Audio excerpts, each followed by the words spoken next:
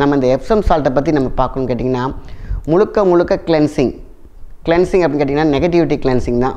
ஒரு மனிதனுக்கு ஒரு நெகட்டிவிட்டி அப்படின்றதுனால எல்லாமே பிரச்சனை தான்.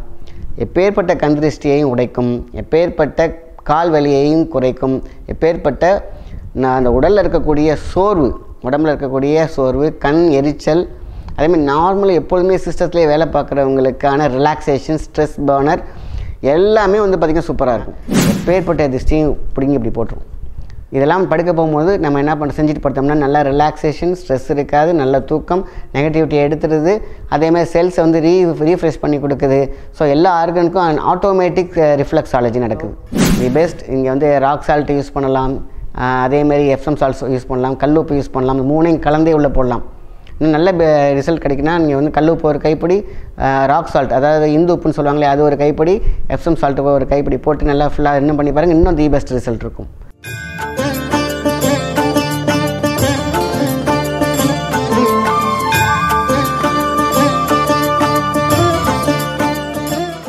வணக்கம், உங்கள் மாயன் செந்தில்குமார். இந்த பதிவு மிகவும் முக்கியமானது, மருத்துவ பகுதியும் கூட.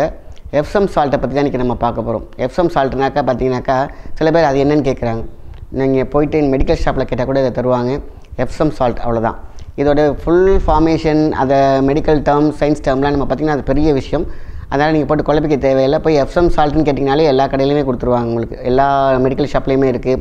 அதுமாரி சித்தா ஸ்டோரில் போய் கேட்டால் கூட தருவாங்க. அதேமாரி உங்களுக்கு அந்த ஹீலிங் இன்ஸ்டியூஷனில் போய் கேட்டிங்கன்னா கூட தருவாங்க. ஆன்லைன்லேயே இருக்குது. ஸோ அதனால் பற்றி கவலையப்பட தேவையில்லை. இதில் பார்த்திங்கன்னா ட்ரீட்டட் அப்படின்ற சில பேர் சென்டட் அதில் ஆட் பண்ணியிருப்பாங்க. நல்ல ஃப்ராக்ரன்ஸ் இருக்கணும்னு சொல்லிட்டு அது ரோஸ் கலர், பிங்க் கலர், நிறைய கலரில் இருக்குது. ஸோ ஒயிட்டாக ஜென்ரலாக இருக்கக்கூடியதும் இருக்குது.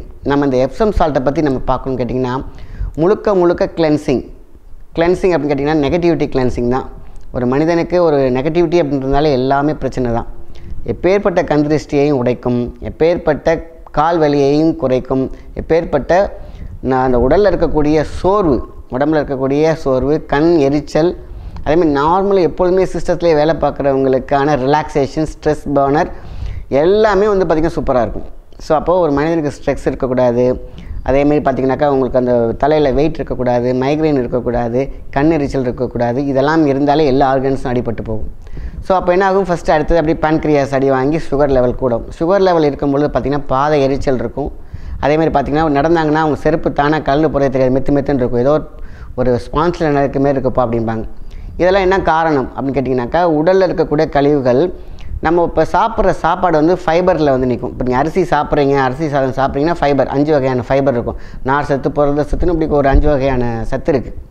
ஸோ இந்த 5 சத்துமே எரியுது அப்படின்னு கேட்டிங்கன்னா எரிஞ்சு சாம்பலாக போடுது பார்த்திங்களா, அதை எரிக்கிறது தான் இன்சுலின் பண்ணுற வேலை, அதாவது பேன்க்ரியாஸ் பண்ணுற வேலை. ஆனால் அந்த பேன்க்ரியாஸ் ஒர்க் பண்ணலன்னா என்ன ஆகுன்னு கேட்டிங்கன்னா அந்த ஒரு பேப்பரை எரிச்சு இப்படி போடுறீங்கனாக்கா அந்த பேப்பரை எரிஞ்சு சாம்பலாக விடுது பார்த்திங்களா, அந்த சாம்பல் தான் பார்த்திங்கன்னா அந்த கிரியாட்டின் லெவல், அந்த பாதத்தில் படிக்கிறது, ரத்தத்தில் இருக்கிறது, யூரினில் கலக்கிறது, இது எல்லாமே இந்த பாய்சன் கண்டென்ட் மாதிரி. அப்போது எப்படி நம்ம சாப்பிட்டா அந்த ஃபைபர்ஸ் வருது, அது பர்ன் பண்ணுறதுக்கு சொல்யூஷன் இன்சுலின் தேவைப்படுதோ அதே மாதிரி தான் பார்த்திங்கன்னா ஒரு பேப்பர் எரிச்சு கீழே விழுந்த அந்த தூசி கீழே விழுது பார்த்திங்களா, அந்த தூசியை அந்த பேப்பர்லேருந்து எரிஞ்சு விழுக்கக்கூடிய அந்த ஆஷ் இருக்குது பார்த்திங்களா, அந்தமாரி தான் ரத்தத்தில் கலக்கும், யூரினில் கலக்கும், யூரியாவாக மாறுறது எல்லாமே அதுதான். ஸோ அப்போ என்ன ஆகும், அது இப்போ ஒரு எக்ஸாம்பிள் ஒரு பாட்டில் எடுத்துக்கோங்க, கொஞ்சோண்டு விபூதி கொட்டி போடுங்க, இல்லைன்னா ஏதாவது பவுடர் சேர்த்துக்கிட்டு நல்லா குலுக்கிட்டு கீழே வச்சுருங்க. அது என்னாகும், அப்படியே படிஞ்சு கீழே தான் படியும். அதேமாரி தான் நீங்கள் ரத்தத்தில் இருக்கக்கூடிய, யூரினில் இருக்கக்கூடிய இந்த லெவல், யூரிக் ஆசிட் எல்லாமே அப்படியே கீழே நீங்கள் படுத்திருக்கும் போதோ இல்லை நிற்கும் போதோ கால் பாதத்தில் நிற்கும். அப்போ கால் பாதத்தில் இருக்கக்கூடிய செல்ஸு, அதில் உள்ள ரத்த நாளங்கள்லாம் அடைப்பட்டு போயிடும். அங்கே ரத்தம் போகாது, பாதை எரிச்சல் இருக்கும், பெயின் இருக்கும். அதுக்கப்புறம் பார்த்திங்கன்னா உங்களுக்கு மெத்துன்னு வந்துருக்கும். ஏன்னா அந்த எல்லா மசில்லையும் போய் அந்த பவுடர் அடைச்சிட்டு உட்காந்துருக்கும். ஸோ அப்போது இதை 2 டைப்பில் எடுப்பாங்க. ஒன்று கால் உப்பு ஒத்தடம் வச்சு எடுப்பாங்க. சுகர் பேஷண்ட்டில் உப்பு ஒத்தடம் வச்சா ஒரு வேளை புண்ணாயிடுச்சுன்னா என்ன பண்ணுறது, அதனால் அது ரிஸ்க்கு. நல்லா அப்படி பண்ணணும்னு நினச்சிங்கன்னா உப்பு ஒத்தடம், சாதாரண கல் உப்பில் நம்ம என்ன பண்ணுறோம், ஒரு நல்ல காட்டன் டவலில் உப்பை வறுத்து உள்ளே கொட்டி நல்லா முடிச்சு போட்டுடணும். மிதமான சூடு கையில் வச்சு பார்த்துட்டு இது கொப்பளிக்காது, இது புண்ணாகாதுன்னு ஒரு மிதமான சூடில் காலை வச்சு எடுத்தால் இந்த கீழே கால் பாதம் எரிச்சல் சேரும். இல்லையா, நம்ம இந்த எப்சம் சால்ட்டு தான் ரொம்ப முக்கியமானது. பார்த்திங்கன்னா ஜீனி மாதிரி கிடைக்கும், இது மல்டி கலர்ஸில் கிடைக்கிது. ஸோ இது நேச்சுரலாக எந்த ஃப்ளேவர் ஆட் பண்ணாமல் இருக்கிறது ஒயிட் எப்சம் சால்ட்டு. இதை நீங்கள் கடையில் கேட்டாலே இது தருவாங்க, எப்சம் சால்ட் அப்படின்னு தருவாங்க, அவ்வளோதான். இது ஆதி காலத்தில் இந்த ஊண்டு க்ளீன் பண்ணுறதுக்கு, அதேமாரி உங்களுக்கு பார்த்திங்கன்னா இந்த ஹீலிங் பர்பஸ்க்கு இதை போட்டு தண்ணியில் போட்டு குளிக்கிறது எல்லாத்துக்கும் பயன்படுத்தியிருக்காங்க. ஸோ உடம்பு வலி இருக்கிறவங்களுக்கு எல்லாத்துக்கும் கேட்கக்கூடிய அற்புதமான ரொம்ப சிம்பிள் செலவில்லாத ஒரு ட்ரீட்மெண்ட். அப்போ என்ன பண்ண, ஒரு டப்பில் தண்ணி வச்சுக்கோங்க, வார்ம் வாட்டரில் ஒரு 4-5 கைப்பிடி உள்ளே போட்டுட்டு காலை தூக்கி வச்சிட வேண்டியதான் கணுக்கால் வரைக்கும். அதாவது கணுக்காலுக்கு மேலே கூட வச்சுக்கலாம், தப்பு கிடையாது. வார்மாக அப்படி தண்ணியில் வச்சிங்கன்னா, நான் சொன்ன பார்த்திங்கன்னா அந்த மசிலில் இருக்கக்கூடிய அந்த பவுடர் உள்ளே மாட்டிகிட்டு இருக்குன்னு சொன்னேன் இல்லையா, அந்த டேமேஜ், அந்த அல்சர் எல்லாத்தையும் அழகாக அப்சர்வ் பண்ணிக்கும் இந்த எப்சம் சால்ட். அப்போ என்னாகும், இதை டெய்லி நீங்கள் வைக்க நல்ல தூக்கம் இருக்கும், கால் பாத எரிச்சல் இருக்காது, ரத்த ஓட்டம் சீராக இருக்கும், புண்ணு வராது. ஆக உங்களுக்கு பார்த்திங்கன்னா அவ்வளோ தி பெஸ்ட். அது இல்லாமல் செகண்டரி மெடிக்கலாக இல்லாமல் அப்படியே பார்த்திங்கன்னா நெகட்டிவிட்டி அப்படின்னு எடுத்துக்கிட்டிங்கன்னா எப்பேற்பட்ட திருஷ்டியும் பிடிங்கி இப்படி போட்டுரும். இதெல்லாம் படுக்க போகும்போது நம்ம என்ன செஞ்சுட்டு படுத்தோம்னா நல்லா ரிலாக்ஸேஷன், ஸ்ட்ரெஸ் இருக்காது, நல்ல தூக்கம், நெகட்டிவிட்டியை எடுத்துடுது. அதேமாதிரி செல்ஸை ரீஃப்ரெஷ் பண்ணி கொடுக்குது. ஸோ எல்லா ஆர்கனுக்கும் ஆட்டோமேட்டிக் ரிஃப்ளெக்ஸாலஜி நடக்குது. ஸோ ஆட்டோமேட்டிக் ரிஃப்ளெக்ஸாலஜி கிடைச்சாலே பார்த்தாது எல்லா ஆர்கன்ஸும் ரீஃப்ரெஷ் ஆகிடும்.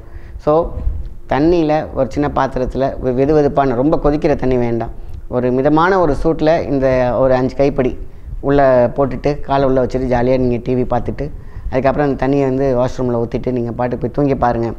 அப்படி ஒரு தூக்கம் ரிலாக்ஸாக. ஸோ அதுமாதிரி கண்டினியூவாக நீங்கள் ஒரு 1 மந்த் எடுத்துகிட்டு வந்தீங்கன்னாக்கா ரொம்ப நல்லது.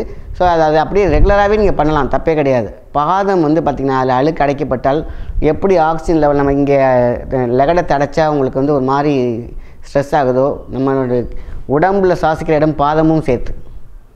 இதே நம்ம கையிலையும் பண்ணலாம், கையிலையும் கொஞ்சம் நேரம் அப்படியே ஒரு 5 நிமிஷம் வைக்கலாம், கால்லையும் வைக்கலாம். இது சிஜியோக்ஸ் எல்லாமே சூப்பராக இருக்கும், கீழே ரிஃப்ளெக்ஸ் ஆட்டோமேட்டிக்காக இருக்கும்.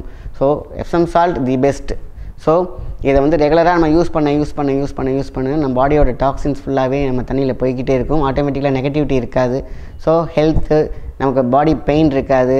ஸோ இந்த ஃபீவர் காலங்களில் இதெல்லாம் பண்ணோம்னா ஆட்டோமேட்டிக்காக அந்த வைரஸ்லாம் சீக்கிரம் செத்துரும். ஸோ குளிக்கும் போது 2 கைப்பிடி போட்டு நீங்கள் அதில் குளிச்சுட்டு அப்புறம் அதுக்கப்புறம் நல்ல தண்ணி குளித்து பாருங்கள். The best result. அந்த ஆட்டோமேட்டிக் கிளென்சிங் அப்படின்னு சொல்லுவாங்க இல்லையா, இந்த ஹீலிங், அதுக்கு இந்த சால்ட்டை பெஸ்ட்டுன்னு சொல்லலாம். So the best. இங்கே ராக் சால்ட் யூஸ் பண்ணலாம், அதேமாரி எப்சம் சால்ட் யூஸ் பண்ணலாம், கல்லுப்பு யூஸ் பண்ணலாம். 3ஐயும் கலந்தே உள்ளே போடலாம்.